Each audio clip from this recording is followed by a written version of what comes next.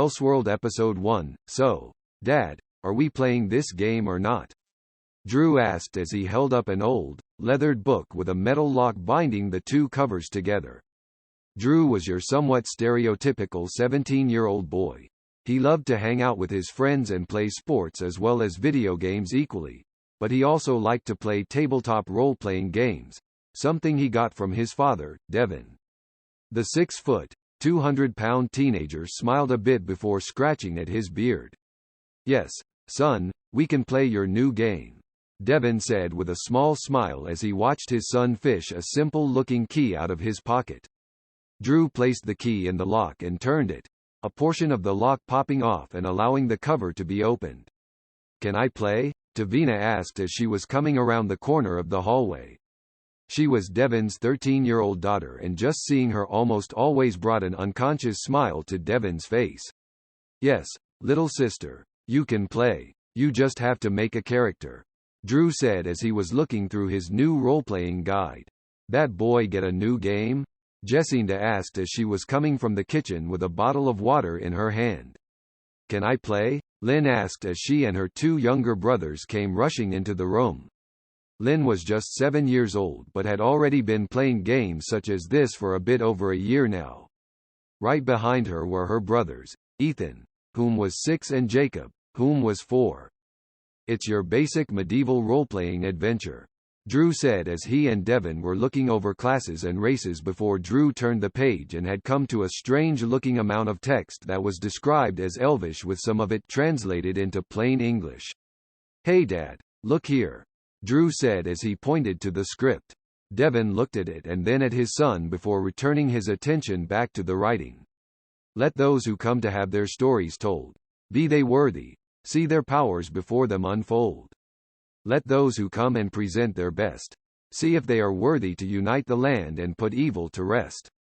If strength and will be drained and gone, then travelers afar will never see home." Drew read aloud and then looked at his dad and then the rest of his siblings for a moment. Drew shrugged his shoulders and then started to flip to the next page, but the pages began moving on their own as if a wind had blown over them. Everyone looked at the book as the pages flipped and then stopped. The book itself lit up with a golden hue and the black elvish lettering on the pages drifted right off the pages and flew around the room. Jessinda, Devin and all their children were afraid and looked at the letters flying around in horror before the letters began to break away from one another and surround each of them. They all swatted at the letters to try and get them away, but the letters simply flew back towards them and swirled around them. Soon all of them had begun to glow with the same golden hue that the book was glowing with until the light had become so bright that it hurt to keep their eyes open. The light slowly faded, leaving all of them the ability to open their eyes. Now they were all standing in a forested area at dusk.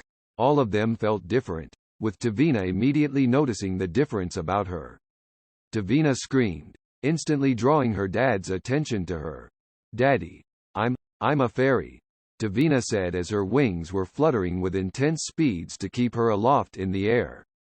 Her regular 5-foot 3-inch height had been reduced to 1-foot height with her attire changed to a pair of trousers and a green long-sleeved shirt with an open back for her wings to move comfortably.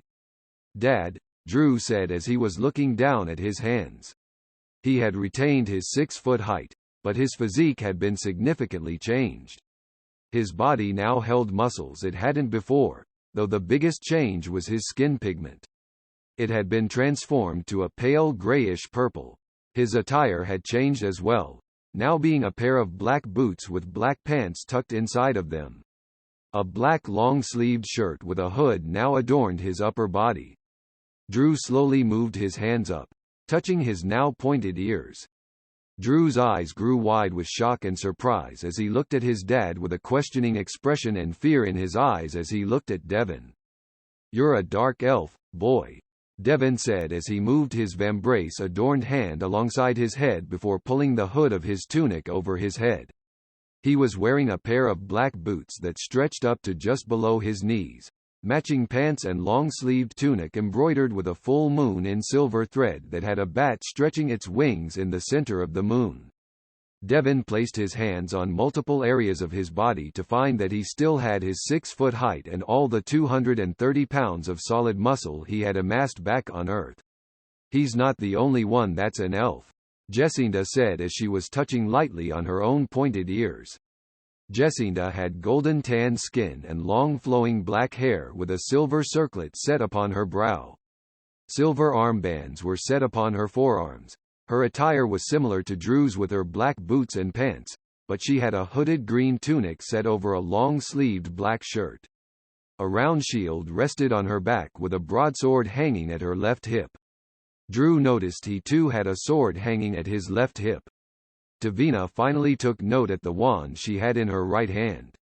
"I have to go," Devon said as he turned his back to all of them and started to walk away. His own broadsword carried in his left hand. "Wait, what? Why?" Jessinda said as she jogged up behind him and put her hand on his shoulder. Devon simply stayed with his back to them all as he inhaled deeply through his nose and released it slowly through his mouth. "I'm a vampire, Jess. I don't know what's going on, or how we got here, but I know I'm a vampire. It's not safe to be around me right now. Daddy!" Lynn screamed, causing everyone to turn towards her as she was pointing towards her two younger brothers. Both Ethan and Jacob began to have a soft white glow envelope their bodies.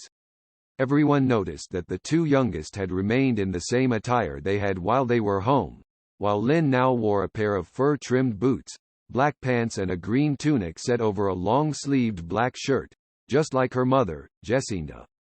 A club was in her right hand as she pointed at her two younger siblings with her left index finger. There was a bright flash before both Ethan and Jacob became balls of white light that soon rocketed into the night sky. Everyone except Devon looked on in horror as the two young boys were spirited away from them. Devon looked on in anger.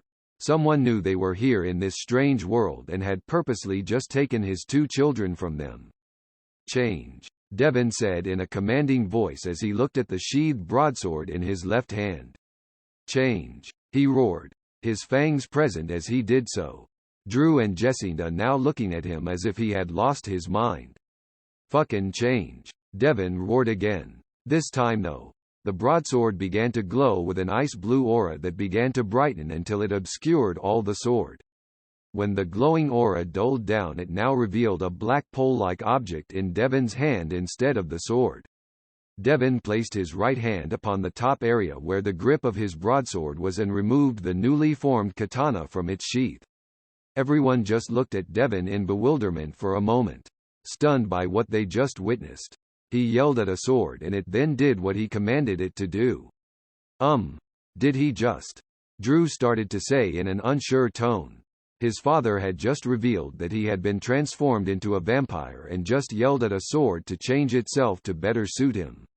He wasn't sure he should be saying anything on the matter at the time, and it showed in the way he somewhat stuttered while talking. "Don't make me tell you something more than once again, or I'll snap you in half.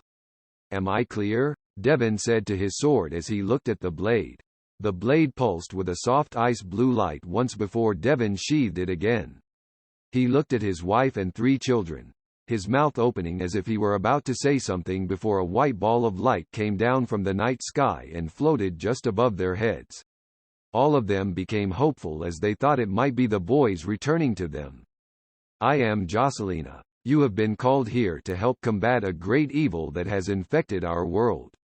A terrible power by the name of Gallus has begun to conquer this realm. Both he and I have called warriors from different realms, including yours.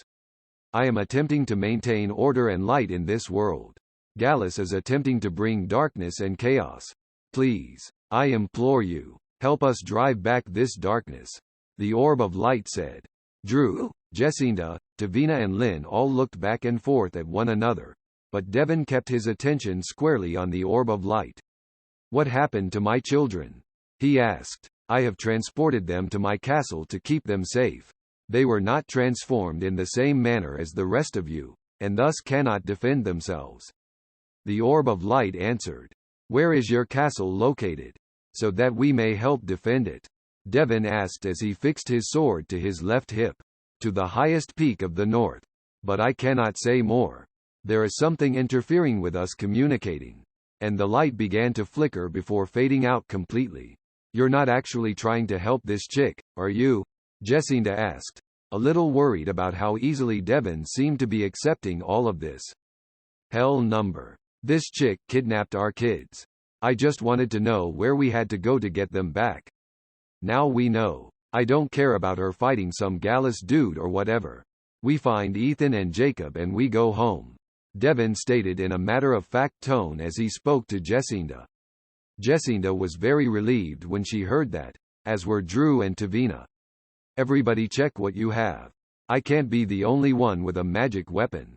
And after that, everyone began to look over the items they had. Lynn was the easiest since other than her attire, all she had was a big wooden club. Lynn looked it over with a mass of curiosity before gripping it with both hands and swinging it around a few times.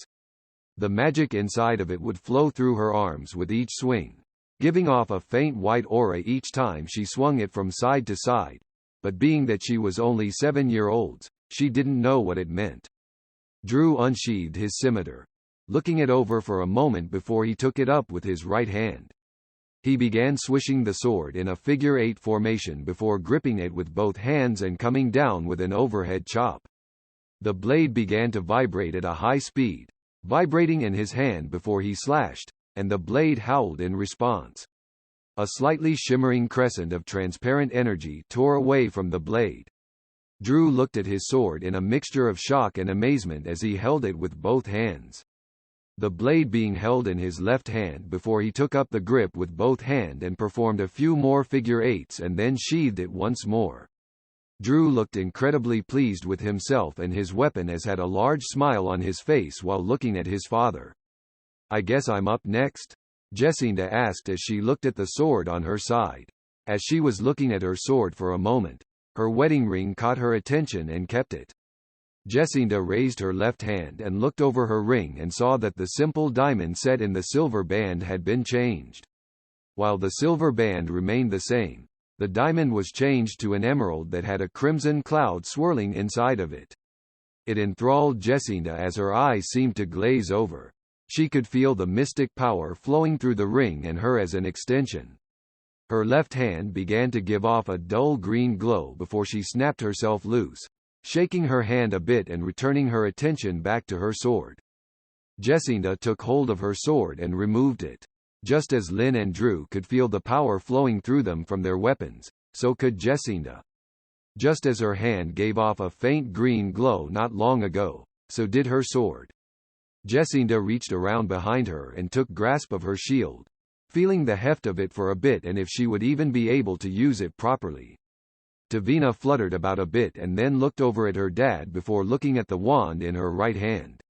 Sparks of electricity surged over the tip of the wand for a moment before Tavina fluttered over to Devon's right shoulder and then sat down on top of it while Devon raised his left hand and looked at his ring. Small bolts of lightning surging and jutting from the ring for a moment before he looked over at Jacinda and then slowly let his hand fall back to his side. They all looked at one another before Devon's head snaps to the right while he lowered his head as if he were trying to hear something. Dad, Drew said as he looked at his dad with a somewhat worried expression. People are coming. I'm catching several scents and hearing heartbeats. Devon explained as he looked at Drew and the Jacinda. Jacinda looked down at Lynn, who was looking at her, before she looked at Devon. How do you know? Jacinda asked hesitantly. I'm a vampire. Remember, I wasn't joking about that. I know because I'm getting hungry, and I know what my body wants. I could smell all of you when we got here and hear all your hearts. Especially Tavina's wings fluttering. Devon responded. A few moments later several people came into view from behind trees, approaching from behind Devon, all of them wearing cloaks. They stepped into view, totaling 5 in all as they looked at the family gathered before them. Do you know why we're here? One of them asked as they brought down the hood of their cloak, revealing a Hispanic woman with her hair pulled into a high ponytail. Don't know, don't care.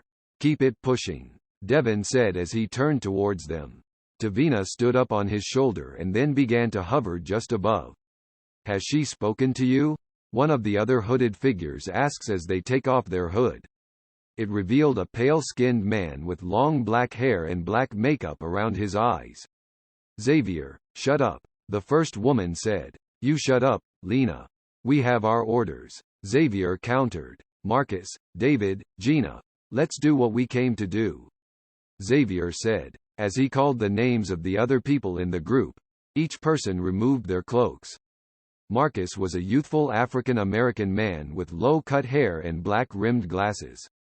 Marcus pulled out a long-handled dagger with a keen silver blade, holding it with his right hand and then raising it and pushing up his glasses further up the bridge of his nose with his middle finger while looking at Devon. David, another fair-skinned man with blonde hair, moves a stringless bow into view before he starts to take a few steps backwards while attempting to use the others to obscure his form. Gina was an African-American youth with a ring on her left hand that had black bolts of electrical power surging through and over the top of her left hand as she also brandished a silver sword with a cross etched into the center of the blade. So, who are you siding with? Seeing the light bitch is what brought us here. Are you siding with Gallus or Jocelina? Xavier asked. See, the thing is, Devon began to say, and then became a blur of black and blue as he zipped across the gap between himself and Marcus. Marcus was caught off guard and surprised, leaving himself wide open to attack. Devon grabbed Marcus by the throat with his left hand, lifting him into the air as he glared at the young man. Marcus gasped for air right before Devon activated the power of his wedding ring, sending volts of blue electricity into Marcus' throat and causing him to involuntarily quiver and shake while in his grasp.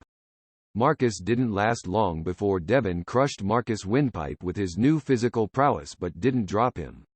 A glint of light flickered for a second a short distance away from Devon, causing him to react defensively by putting Marcus' body in front of him. An energy arrow pierced Marcus' back after having been fired from the stringless bow that David had. I'm hungry, Devon said as he brought Marcus' dead body closer to him and sank his fangs into Marcus' shoulder area. He's a vampire, Xavier cried out, causing the others with him to take defensive stances with their weapons. Devon couldn't finish draining Marcus as David fired off a few more arrows from his bow, each one striking with concussive force and tearing Marcus back open. Devon threw Marcus' dead body at where David was, with just his left hand, and little effort. David drew his hood over his head and with the power of his cloak, he disappeared. Marcus' body hit open air before falling and then rolling to a stop after hitting the trunk of a tree. Lena wasted no time in attacking as she rushed over towards Jacinda, her cloak billowing in the wind behind her as she revealed each hand grasping twin short swords. Lena attacked with 2 quick slashes, her movements giving the tell that they were practiced to a good degree and that she had at least some skill with the weapons. Jacinda held her shield up, turtling behind it as the blade scraped across it. Lena slammed her shoulder against the shield to push Jacinda back and throw her footing off. The second Jacinda had started stumbling backwards, Lena thrust her right foot forward, smashing the bottom of her foot and toppling Jacinda over and sending her crashing bottom first to the ground. Lena slowly raised the blade in her right hand, confident in her victory before she caught a glimpse of Lynn out of the corner of her eye. Lynn swung her club as hard as she could, power flowing through her arms, strengthening them several times over, far beyond what someone her age could be able to do. Lena placed both of her short swords in front of her like an X to protect herself. Lena strained just to keep her weapons in her hands when Lynn's club crashed against them. The sheer force behind the child's blow caused Lena to slide backwards 10 feet while she was still standing. When she stopped sliding, Lena dropped to one knee, sticking the sword in her left hand into the ground as she glared now at the child that had just attacked her. Lynn glared right back, as best as she could, while raising her club up and holding it like a bat, ready to take another swing at Lena. Jacinda was up and off the ground by then and stepped in front of Lynn, holding her shield in front of her and her sword pointing towards the ground. Drew was holding his scimitar in his right hand with his left hand held out a bit, using it to gauge the space between himself and Xavier as Xavier threw his cloak open and revealed that he was armed with a rather wicked-looking axe. The handle looked as if it were made of bone with two halves of a skull wrapped around either side of the serrated blade. "Kid, I am going to enjoy this. First, I lop off your head, and then the vampires. I'd like to see you try," Drew said as he simply stood firm in his stance, silently measuring the distance between himself and Xavier as the axe wielder came closer and closer. Drew was trying to steel himself as best he could for the fight that was about to come his way.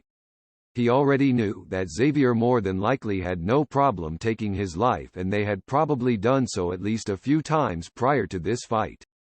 Drew wasn't completely unprepared for battle though. His father, Devin, was an avid martial artist and retired fighter.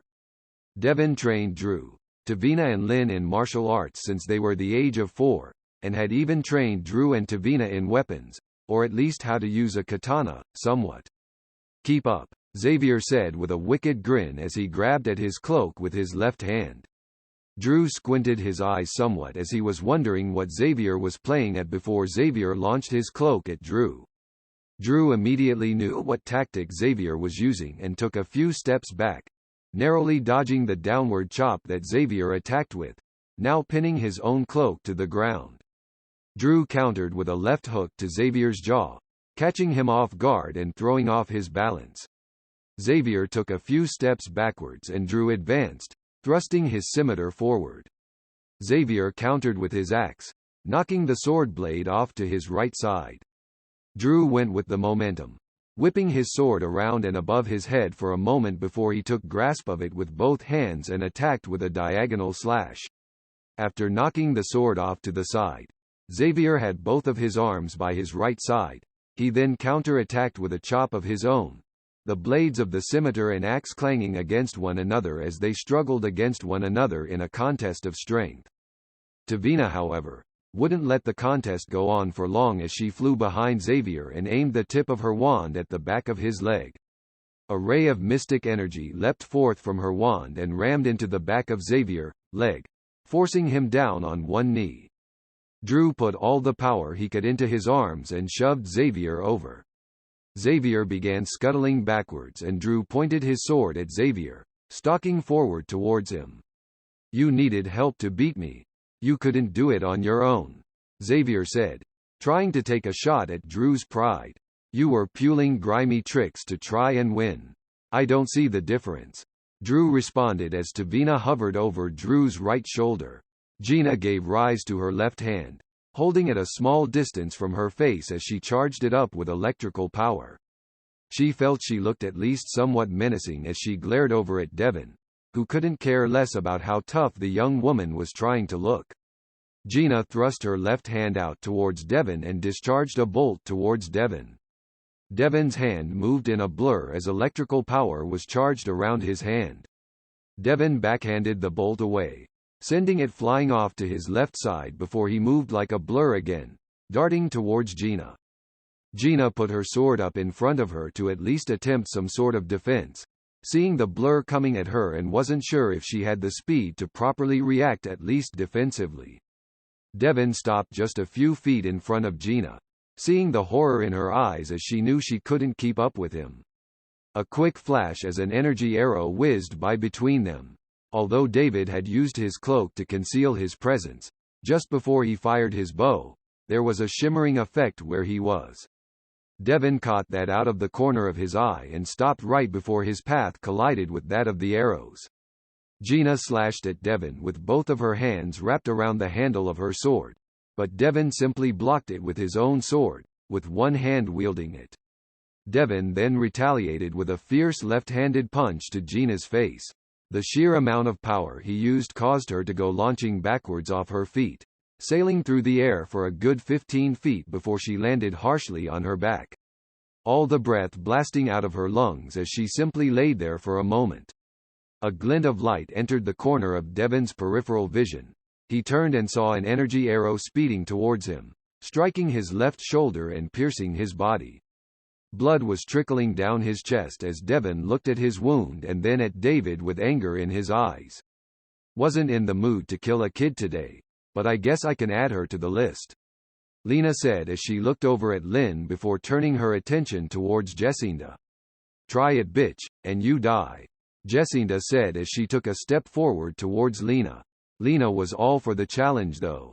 Lena knew that there was a distinct difference between their skill levels, and if she could just finish off one of them fast enough, the other would be no problem. Lena smirked and then rushed in towards Jacinda. Her plan was to overwhelm Jacinda with a flurry of blows and then when the moment was right, strike a lethal blow. Lena started to slash one of her short swords one after the next while Jacinda held her shield up and turtled behind it again. With each blow that crashed against her shield, Jacinda took a step backwards. Lena was about to strike a blow that would have landed on Jacinda if not for Lynn coming around her mother and taking a swing at Lena. Lena stopped with her arm raised in the air before she jumped backwards and narrowly dodged the club swing coming at her. Lena had her attention settled on Lynn and Jacinda, so when Tavina flew up behind her and struck her in the back with a mana bolt, she was completely caught off guard. Lena lurched forward after she was struck in the back and reflexively turned around to see who or what Hadi struck her, and that's when Jacinda struck. The moment Lena turned and saw Tavina's fairy form hovering behind her, Jacinda thrust her sword forward. Tavina looked shocked as the blade pierced through her back and just slightly pierced through her chest. Lena looked down as blood leaked from the corner of her mouth. After seeing the blade that had pushed through her, Lena coughed and sputtered blood out onto the ground. Lena fell to the ground with a thud, falling face first as Jacinda looked at the lifeless body on the ground, not realizing that her sword was still being held up. Jacinda looked at Tavina and then over at Lynn, dropping her sword as a flood of emotions washed over her. She was scared at the very real prospect of being in a literal life or death fight but elated that she had come out the victor. She was also incredibly happy that Lynn was unharmed, kneeling and hugging her daughter tightly. "I'll make sure to kill you next time," David said as he loosed another energy arrow at Devon before disappearing into the night. Devon bat the energy arrow aside with his sword and then stood there for a few moments before sheathing his sword and securing it to his left hip. "Let him go, boy," Devon said as he kept his back to the others. His attention was falling on Gina now, who was getting up and holding her jaw with her left hand. It swelled up badly and was already showing signs of bruising and was quite possibly broken. Drew looked up at his dad and then down at Xavier before sheathing his scimitar and taking a few steps back from him. Xavier looked a bit confused, but he wasn't about to look a gift horse in the mouth. Xavier slowly got up to his feet with his axe in hand, looking back and forth between Devon and Drew before rejoining with Gina and rushing off. "Why'd we let him go, Dad?" Drew asked as he stepped next to Devon. "We won, and I'm still hungry. On top of that, we stepped into this world and within 2 seconds, we were attacked. I don't know if they had backup. People might come looking for them, or someone might have already been on the way. We need to move," Devon said as he looked at the members of his family. "Point taken. Let's get the hell out of here," Jacinda said as she looked at Lynn and then at Devon. "I have your sense. You guys go on. I'll catch up later," Devon said as he walked up to Lena, grabbing her body by the ankle and then walked towards a cluster of trees, dragging her body behind him almost effortlessly. "Dads, are you about to?" Drew started to ask, but Devon cut him off. "Yes. I told you I was hungry when we got here. Go ahead to the next village. I'll catch up," Devon said. "We'll wait," Jacinda said in protest to having been told to just leave.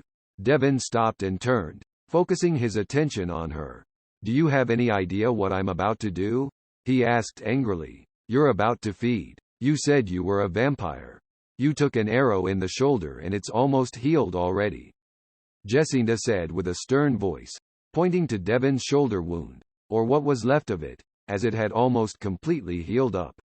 "Like I said, we'll wait," Jacinda repeated. Drew and Tavina made their way over to Jacinda, Drew standing next to her as Tavina hovered over Drew's right shoulder. Devon looked at them all and how all, but Lynn seemed to understand and accept what he was about to do. Something he now had to do as a result of what he was changed into. Devon nodded and then finished dragging Lena behind a tree. Several minutes later Devon emerged from behind the tree with a thin line of blood streaming down the right corner of his mouth. Devon wiped it away, feeling sated for the moment. But not simply sated. Stronger, faster, more powerful, more dangerous. "This is for you. I hope you don't mind that it's a hand-me-down," Devon said as he raised up his left hand and presented the cloak held within it to Jacinda. "It's fine," Jacinda said with a half-smile as she walked up to Devon and took the cloak from him, wrapping it around her and then looking behind Devon to see if she could see Lena's body. Devon stepped in front of her view for a moment, looking at her and then looked at Drew. "Take the other ones. It's probably tattered a little bit, but you should still be able to use it," Devon instructed and then walked closer to his children. "Take the short swords too. Not like she's gonna need 'em anymore," Devon said, pointing at Lena's body with his thumb before looking at Lynn. The young child was looking up at her father with a joyous smile that brought an unconscious smile to Devon's lips. "What now, old man?" Drew asked as he was wrapping the cloak around himself. The back of it had a few holes in it from where the energy arrows had struck, but Drew didn't mind. He took up the strange long dagger that was left behind.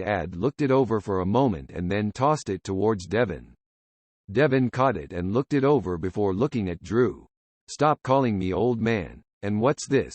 Devon said. "I don't know. I figured you might be able to do something with it since you yell at swords and they do what you tell them," Drew answered, poking a bit of fun at his father, but he still thought it was strange that Devon yelled at his sword and it did what he yelled at it to do. "My sword's alive. It thinks. That's why I yelled at it," Devon confessed as he then tucked the dagger away in the back of his belt. "First thing we do is get moving. After that, we find a place to rest. Then, we train a bit. These dudes knew how to use their weapons. And I'm guessing that they're from our world. And because most people don't train in weapons unless they train in martial arts, they've been here for a bit. We got lucky with me getting turned into a vampire. They were afraid of me. But when the sun comes up, you guys head to the nearest village. I'll catch up after nightfall," Devon explained. "We stick together," Drew said sternly. "I'm sorry, what?" Devon asked with an aggressive tone in his voice. "We have to stick together," Tavina said as she looked from Drew to Devon. "If people see us traveling at night, they might suspect that one of us is a vampire. And right now, correctly, if any of the town guards are reasonably intelligent, they're going to make us wait outside of the gates until the sun rises. I know I'm a vampire. What I don't know is if I can walk in the sunlight, and I don't want to figure that out the hard way right now," Devon explained as he looked at all of them. Drew and then others looked at each other for a moment and then back at Devon. "If we make it into a place, we get you at dusk. No negotiations. Clear?" Jacinda said, gathering as much authority in her voice as she could. Devon looked at her for a few seconds and then nodded his head in agreement. "We need to get you guys something to eat now and set up camp somewhere else," Devon said before he turned his head at the pungent smell of fear invading his nostrils. It was the first time he had come to know what it smelled like, and wasn't sure what it was, but he'd soon find out as a young boy cried out for his father and then a loud boom almost like a gunshot went off. To be continued in the next issue.